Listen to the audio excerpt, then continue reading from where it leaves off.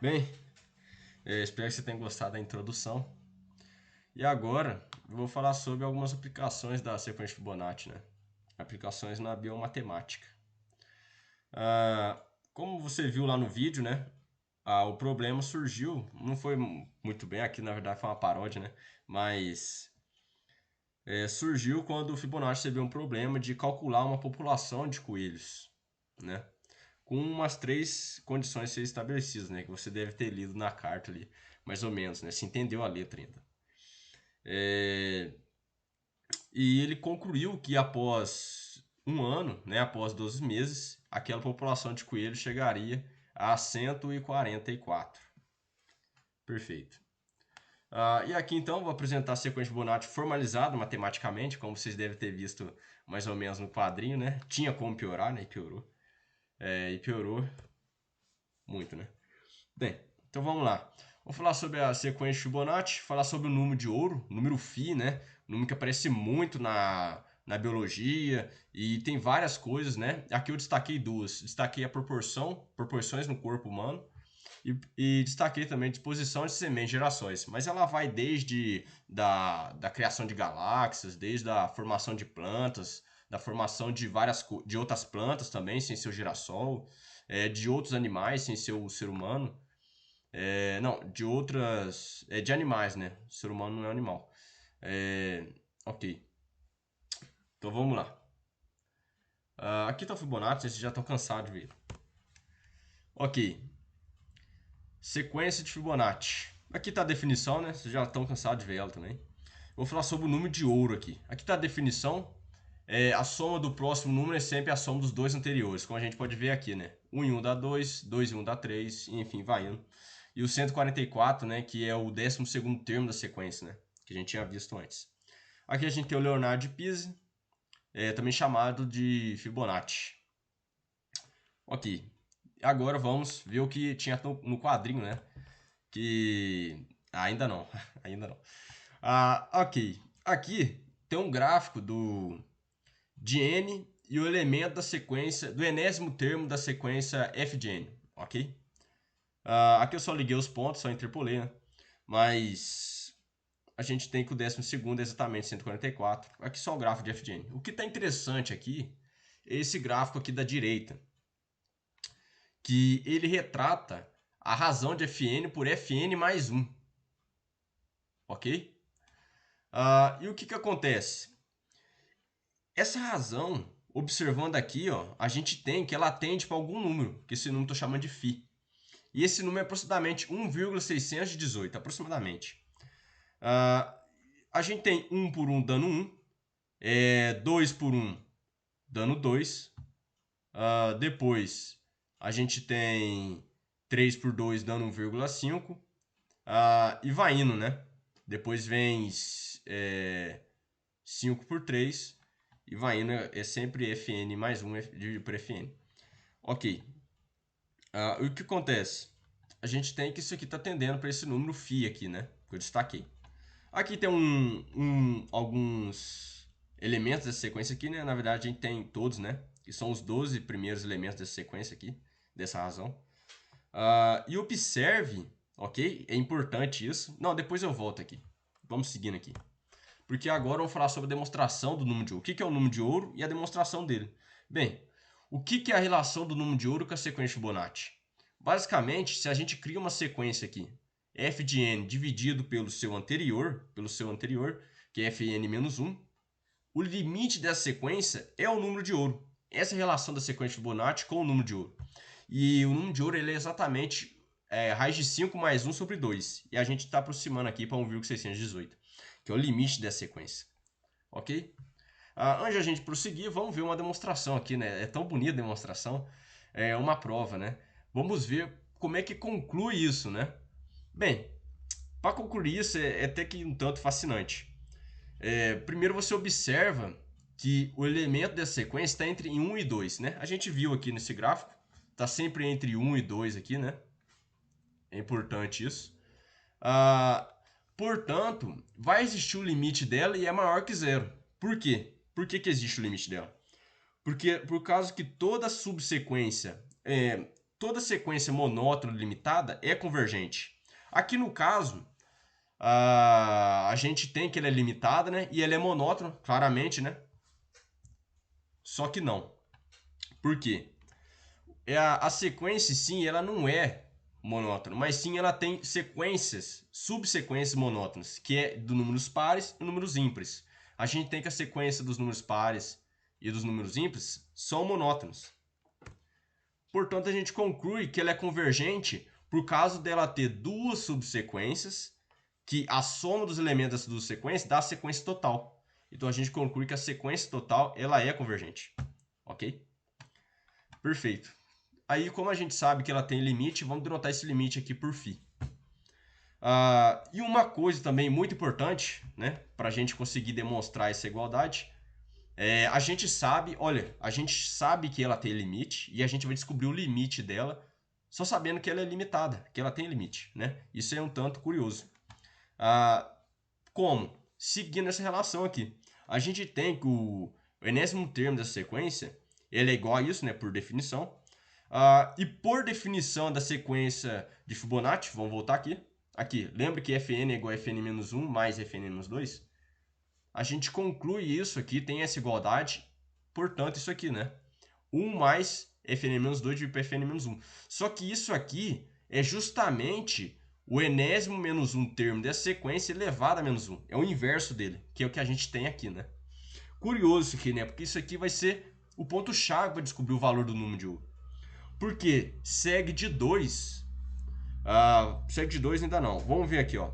A gente tem que φ, que é o limite da sequência. Como a gente concluiu que xn é igual a isso aqui, né? A gente tem que o limite disso aqui é exatamente o limite disso, né? E a gente pode separar os limites. Só que tem um problema. A gente pode separar os limites quando ambos existem, né? Um resultado de análise reta 1. Só que no caso ambos não existir aqui por causa de 2. O que tem aqui? Se a gente tem que uma sequência ela é convergente e uma função contínua, ok? A gente tem que o limite da função calculado nos elementos da sequência é igual à função calculada no limite dessa sequência, né? Que é o que a gente tem aqui, né? Então esse resultado é um ponto-chave porque a gente conclui que ela é convergente, né? A gente conclui que ela convergente, a gente conclui que a gente pode separar os limites, né? Então a gente tem essa igualdade aqui. E mais do que isso, segue disso ainda por causa do 1 sobre x. Ela ser uma função contínua para valores de x maior do que zero, a gente pode separar esse limite, como já tinha visto antes, né? Mas além disso, a gente pode fazer esse limite aqui para baixo, por causa dessa igualdade aqui.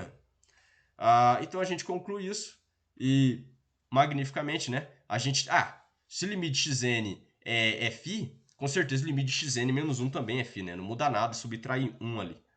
Então a gente tem isso aqui e tem essa igualdade. Pronto, agora vai ser Bhaskara, né? Como a gente viu na aula de História Matemática, não foi bem o Bhaskara que fez isso, né? Mas a gente vê que podemos multiplicar aqui por φ de ambos os lados, subtrair alguns elementos da equação, né? A gente consegue essa igualdade aqui, uma equação de segundo grau.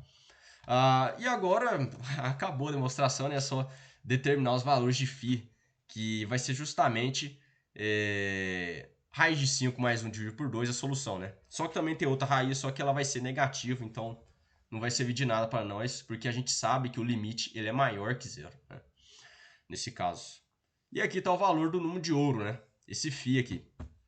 Interessante. Agora, chega um pouco de matemática, isso aqui que tinha no quadrinho, né? Lá do vidinho.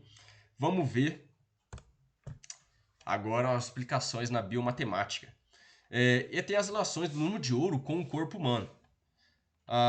E o corpo humano tem várias relações com esse número de ouro, com esse φ, 1,618. Aqui na imagem à esquerda está demarcado, né, algumas proporções. Vai desde a altura, do tamanho do antebraço com o braço todo, da altura do umbigo, do pé, a altura total dos olhos, da boca, né?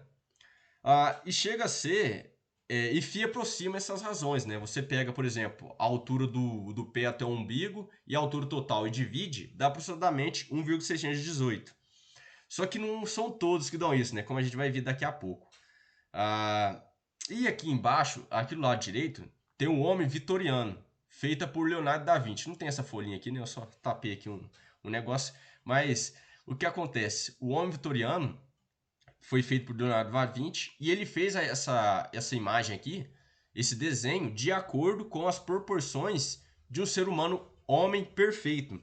Ele seguiu os valores de Φ, do número de ouro, 1,618, e fez aqui um homem perfeito, né? Pelo menos fisicamente. E aí chega uma pergunta: será que seria um homem ou uma mulher perfeito ou perfeito fisicamente? Se satisfaz exatamente Φ, né? As proporções do corpo, né? Aí eu apresento aqui para vocês um ser humano real, né? Diferente do homem vitoriano, que é um desenho que é... Não, tô brincando aqui. Não, eu tô longe de ser perfeito, né? Mas aqui só uma brincadeira, né? Mas vamos lá. Falando sobre mim um pouco, aqui eu fiz a razão do comprimento do meu braço e da medida do cotovelo até o dedo médio. O dedo médio é o... não preciso mostrar, o dedo do meio, ok? Então, o que acontece? Eu tenho 73 centímetros aqui, do comprimento de braço, e 45 do dedo médio até o cotovelo. E, incrivelmente, fazendo essa razão, deu 1,622, que é aproximadamente o número de ouro, né, que a gente queria. Então a gente vê que não é mentira, né? Realmente é verdade. E aqui tem mais algumas relações. Aqui é a minha altura, 173 de centímetros, né? Não é metros. E 105 do pé até o umbigo. E dividindo deu 1,647. Então a gente vê que eu tô longe de estar perfeito, né? Pelo menos fisicamente. E o que acontece? Aqui é um familiar meu, também medi ele. Deu 156 de altura e 96 do pé até o umbigo. E deu 1,625, que é aproximadamente 1,618, né? Então, esse familiar aqui, teoricamente, é mais perfeito do que eu, né? Ok. Então, visto sobre relação do número de ouro com o corpo humano, vamos ver agora com a disposição de sementes de girassóis. É a última coisa também. Eu quero que você olhe aqui nessa figura e observe que tem umas espirais de sementes aqui, né? A gente consegue ver que tem um desenho aqui. Aliás, precisaria de um girassol real para ver isso melhor, mas ou talvez aumentar a imagem, mas você consegue ver que tem umas espirais aqui, né? E essas espirais, se você contar, dá um elemento da sequência de Fibonacci. Aliás, essas sementes aqui distribuídas têm uma relação com o número de ouro, mas eu vou falar da relação da contagem das espirais de sementes, ok? Certo. Isso aqui foi extremamente trabalhoso, né? Contar essas espirais. Mas o importante é que essas espirais de sementes, no caso do girassol, elas são entre um valor de 21 a 144, né? Elementos, sempre um elemento da sequência Fibonacci. E aqui eu contei, né? Trabalhoso, contei. Aqui deu 34 espirais, 34 também, e aqui 21. E qual é a relação dessa contagem? Aqui eu não aproximei nada, viu? Deu exatamente isso, é incrível mesmo. Deu exatamente esses números. Elementos da sequência Fibonacci. E o que acontece? A relação disso aqui, do contagem de espirais, não me lembro muito bem, mas eu acho que tem a ver com a idade da planta também, ok? Então, dependendo da quantidade de espirais, tem a ver com a idade da planta. E algo interessante também, tem relação também com as pétalas. Se você conta as pétalas, também vai dar um elemento da sequência Fibonacci. Só que isso aqui eu não fiz, precisaria da planta em mãos mesmo, porque ela tem várias fileiras de planta, várias fileiras de pétalas, né, o girassol. Mas as fileiras de pétalas dele satisfaz a sequência Fibonacci também. Que eu não duvido, né? Vendo as espirais de sementes, dando isso, eu não duvido nada que também seja igual. E aqui um exemplo também fascinante, né? Aqui dá para ver uns rascunhos de como contei isso, né? Eu prolonguei a imagem e fui rabiscando até dar. E deu 55 exatamente, sem nenhuma aproximação. Outro elemento da sequência Fibonacci, né? Incrível mesmo, ok? Bem, e é isso que eu tinha a apresentar aqui. Eu espero que vocês tenham gostado, né? Obrigado a todos os presentes e acabou. É fascinante mesmo a sequência Fibonacci. Alguns chamam até de divina sequência, né? Então eu espero que vocês tenham gostado e é isso aí.